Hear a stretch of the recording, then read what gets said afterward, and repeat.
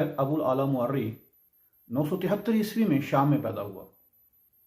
کسی زمانے میں اس کے آباء و اجداد جنوبی عرب سے ہجرت کر کے یہاں آباد ہوئے تھے۔ یہ تقریباً 7-8 سال کی عمر کا تھا تو اسے چیچک کا شدید حملہ ہوا، جس کی وجہ سے اس کی بینائی چلی گئی تھی، لیکن اس نے عزم و ہمت سے کام لیا اور زمانے کے تمام تر علوم سے اس نے استفادہ کیا۔ یہ انتہا ذہین آدمی تھا، لیکن اس کے کچھ نظریات بڑے عجیب و غریب تھے۔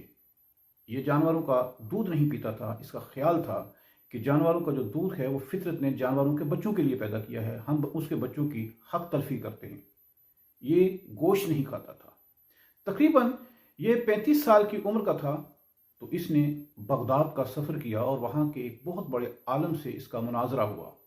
اس نے تمام تر عقلی اور علمی دلائل سے وہ مناظرہ جیت لیا، جس کی وجہ سے عالم نے جھلا کر کہا تھا کہ یہ کون کتا ہے؟ اس نے جواب دیا، یہ وہ کتا ہے جس کو کتے کے بھی 70 نام یاد ہیں۔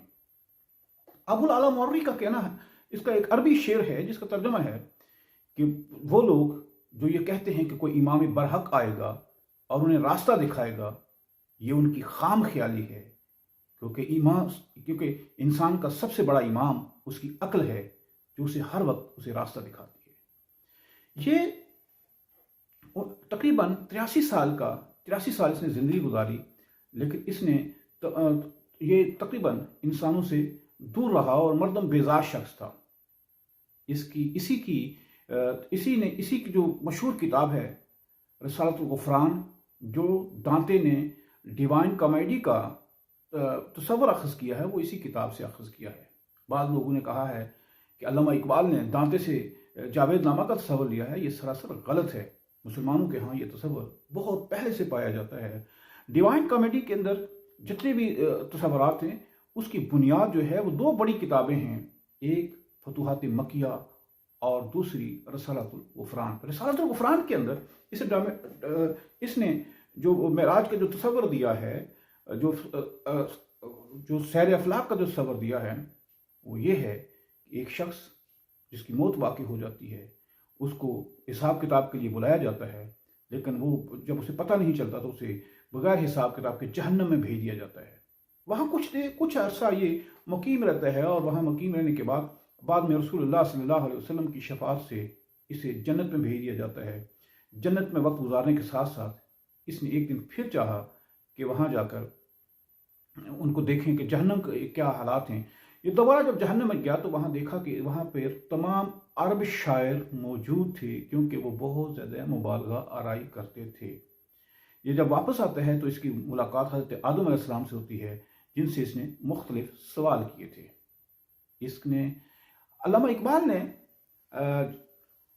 بال جبریل کے اندر اسی کے نام سے ابو العلا معری کے نام سے ایک نظم لکھی ہے، جس میں لکھا ہے کہ ابو العلا معری گوشت نہیں کھاتا تھا، اور ایک دن اس کے ایک دوست نے ایک تیتر بھون کر اس کے سامنے رکھا تاکہ یہ کسی طرح یہ تیتر کھا لے اور اس کے گوشت نہ کھانے کی قسم ٹوٹ جائے، اور اسے شاید اس کے بعد گوشت سے رغبت بھی ہو جائے۔ اس نے جب ہاتھوں سے ٹٹول کر دیکھا تو وہ تیتر تھا، اور اس نے تیتر کو کھانے کے بجائے اس سے مخاطب ہوا اور کہا کہ اے غریب و مسکین تیتر، آخر تیرا کون سا بڑا اتنا گناہ تھا کہ تجھے پہلے پکڑا گیا، پھر تجھے ذبح کیا گیا، اور ذبح کرنے کے بعد تمہیں بھون کر میرے سامنے لایا گیا۔ یقیناً وہ یہ تیرا گناہ تھا کہ تو کمزور تھا۔ افسوس، صد افسوس کہ شاہین بنا تو، دیکھے نہ تیری آنکھ نے فطرت کے اشارات، تقدیر کے قاضی کا یہ فتویٰ ہے ازل سے، ہے جرم ضعیفی کی سزا مرگ مفاجات۔ کہ افسوس، صد افسوس کہ تو شاہین نہ بن سکا۔ اگر تو تیتر کے بجائے شاہین ہوتا تو آسمان کی بلندیوں پر ہوتا، تیز نگاہ ہوتا، اپنے آشیاں سے دور رہتا، تو تجھے نہ کوئی شکاری دام میں لا سکتا تھا اور نہ تیر چلا سکتا تھا۔ لیکن افسوس کہ تو زمین کی پستیوں میں تھا، اسی لیے شکاری کے شکار کا نشانہ بنا۔ دیکھے نہ تیری آنکھ نے فطرت کے اشارات، کہ تیری آنکھ فطرت کے تقاضوں کو نہ سمجھ سکی۔